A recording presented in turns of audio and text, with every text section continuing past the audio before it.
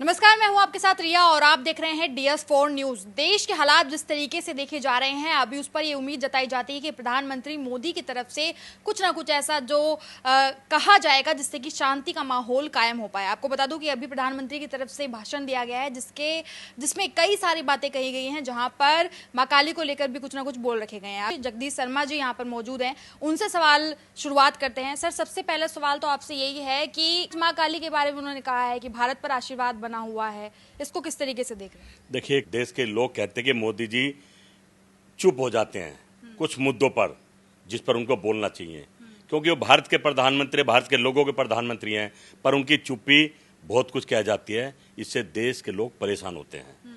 अब जैसे हिंदू मुसलमान पर खूब एक दूसरे को मार रहे हैं, मोदी जी चुप हैं। क्यों नहीं अपील की, हिंदू से भी मुसलमान से भी अपील करते कि भाई शांति बनाए रखें, नहीं बोलेंगे।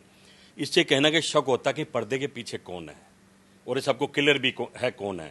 शक वाली बात रही नहीं है। जैसा आपने देखा कि हमारे देश के प्रधानमंत्री जो हमारे उस टेलर की हत्या कर दी है उदयपुर में, उस पर चुप हैं। और प्रधानमंत्री नहीं, पूरी भारतीय जनता पार्टी चुप है, जबकि पूरा देश बोल रहा है कि भाई बीजेपी के नेता ने हत्या करी। हमारी प्रवक्ता भी बोल रहे, हमने डिबेट भी करी, बताया भी, पर प्रधानमंत्री और सारी भारतीय जनता पार्टी मौन धारण कर लिया है। ये चुप्पी बहुत कुछ कहती है, तोड़नी पड़ेगी। हालात देश के खराब हो रहे हैं।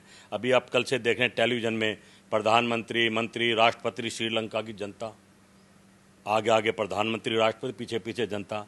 अरे भाई, हम नहीं चाहते हैं कि भारत का भी ऐसा माहौल बने। हम भारत के हर नेता का सम्मान करते हैं, पर नेता का भी धर्म बनता है अपने किए वादे पर देश से बात करें, देश की जनता से बात करें, उनको पूरा करें।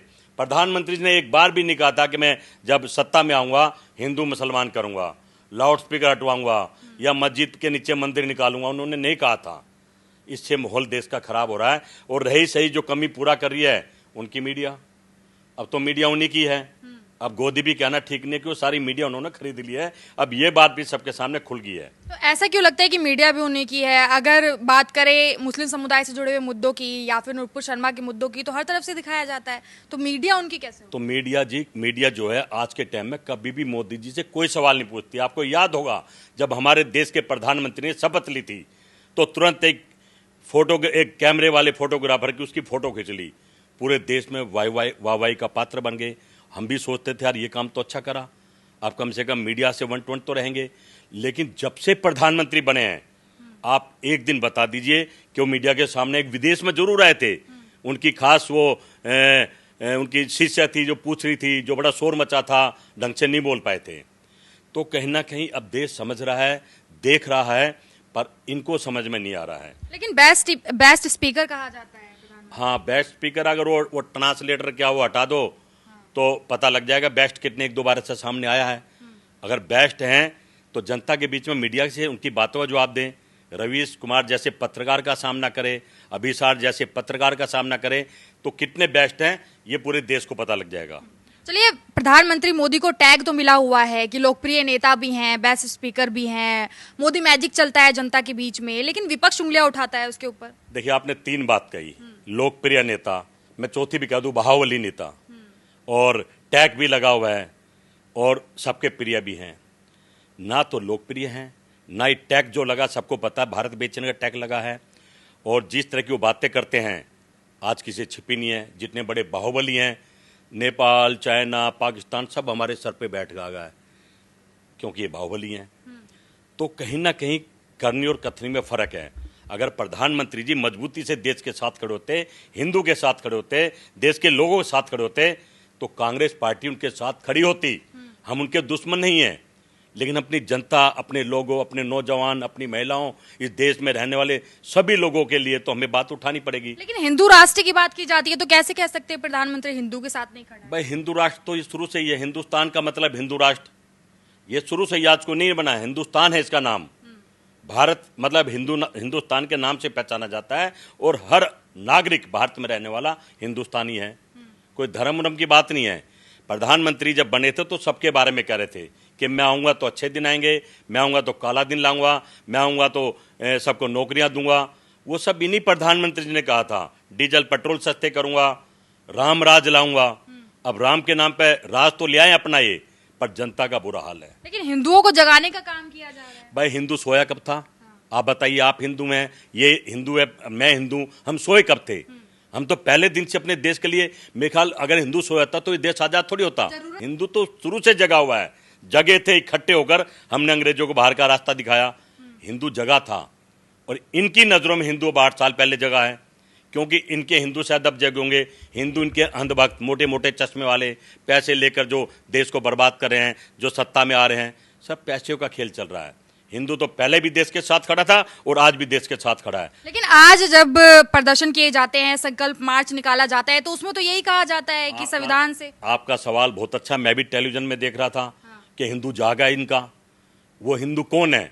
बजरंग दल, इनके जो दोनों हिंदू तब के जो संगठन है, वही तो कल रोडों पर आए। तो सोचिए, वो ये कह रहे थे हिंदू खतरे में है।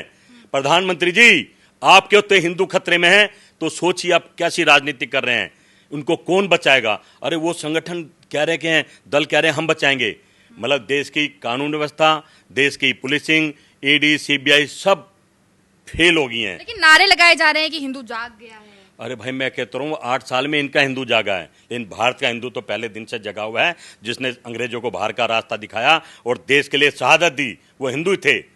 लड़े, फांसी खाई, गोलियां खाई, भागे नहीं।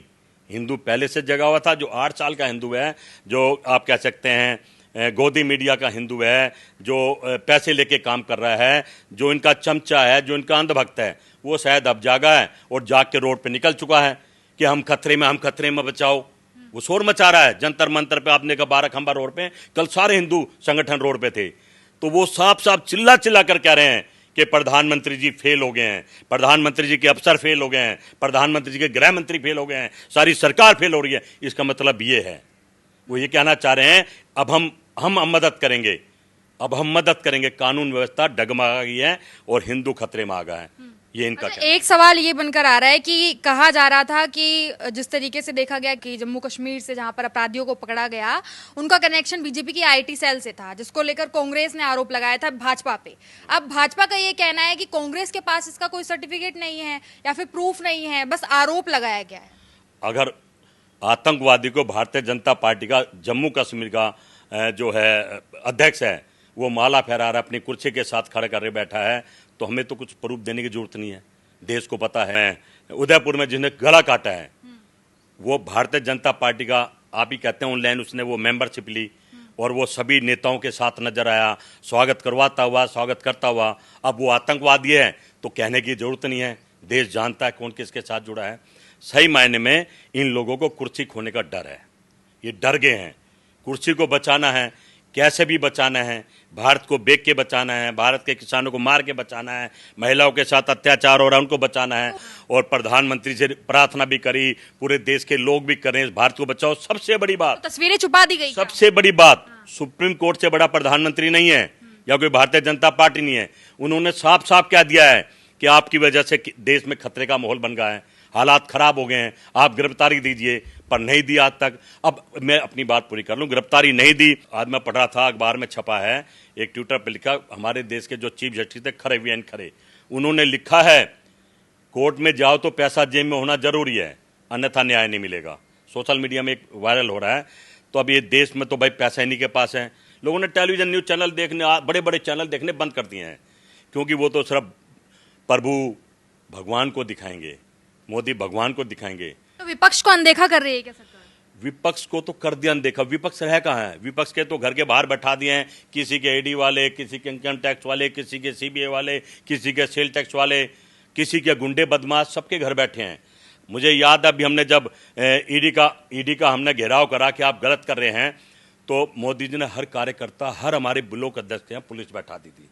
कहीं आईबी बैठी थी, कहीं पुलिस वाले बैठे थे, कहीं सीआरपी बैठी थी। जो घर से बाहर निकले पकड़ के थाने में डाल दो, जो घर से बाहर निकले पकड़ के थाने में डाल दो। 1 हफ्ता हम थानों में बंद रहे हैं। तो भ्रष्टाचार मुक्त की तस्वीरें देखते हैं। हाँ, भ्रष्टाचार मुक्त तो होगा लोगों से। जो लोग काम ही नहीं करें तो भ्रष्टाचार कहाँ करेंगे? सही मायने में कुछ गिने चुने लोग, रिलायंस, अडानी, मंत्री, इनके चेले चपाटे, उनमें भ्रष्टाचार खूब पनप रहा है, खूब बड़ी लेवल पे चल रहा है। पर ये बताएगा कौन? पोल कौन खोल लेगा? उसके लिए थोड़ा इंतजार करना पड़ेगा। कमाल करो, बताओ कहाँ जनता खुश है? मुझे चलो मैं आपके साथ चलता हूँ, पब्लिक में बता दूंगा। वापसी कैसे हो जाती कोई है? सोशल मीडिया में गालियां क्यों दे रहे हैं? देखो, मैं बार बार कहता हूं, जब तक ये ईवीएम मशीन है ना, विष्णु भगवान भी मोदी जी सरकार को नहीं हरा सकते। विपक्ष का तो नारा रहा है जब जीत आते हैं ईवीएम खराब हो जाती है। ये विपक्ष का नहीं, शुरुआत मोदी जी ने करी थी। जब गुजरात के मुख्यमंत्री थे, ऐसे ताली बजा, जब बहनों भाइयों, जिस देश में पढ़े लिखे लोग हैं और जहां नाम देकर ठप्पा मारते हैं, उस देश में भी ईवीएम नहीं है। ये मोदी जी का नारा है और हम सोचते थे झूठ बोल रहे हैं, पर वो बात सच निकली। मोदी जी ने जो जो कहा, मोदी जी की एक क्वालिटी है जो मैं आपको बता दूं, पूरे देश को आपके माध्यम से बता रहा हूं, जो ये कहते हैं उसका उल्टा करते हैं। तुम्हें सस्ता राशन दूंगा तो तय कर लो बहुत महंगा देंगे, तुम्हें नौकरी दूंगा तो समझो आपकी नौकरी खोस लेंगे, किसान को खुशहाल करूंगा तो किसान के नीचे से जमीन ही निकाल देंगे। हवाई चप्पल वालों कह रहे थे मेरा सपना है कि जहाज में घूमेंगे, उसकी हवाई चप्पल भी खोस ली और जहाज तो कोसों दूर कर दिया। तो ये देख रहे थे तमाम मुद्दों पर खास बातचीत, जहां पर सियासत में अभी राजनीति कहीं ना कहीं पर गरमाई हुई जरूर नजर आ जाती है। अलग अलग तर्कों पर अगर बात करें राजनीतिज्ञों की तो अलग अलग बयान पेश किए जाते हैं, लेकिन ऐसे में जनता के लिए किस तरीके से विश्वासप्रद उनको देखा जाए, ये एक बड़ा सवाल आम जनता के बीच में भी है और साथ में राजनेताओं के बीच में भी है। दृष्टि सिर्फ इतनी देखी जाती है कि आखिर परिवर्तन कब हो सकता है, सत्ता में या फिर जनता के बीच में, ये एक बड़ा सवाल है। आप देख रहे थे DS4 न्यूज, मेरे साथ मैं रिया।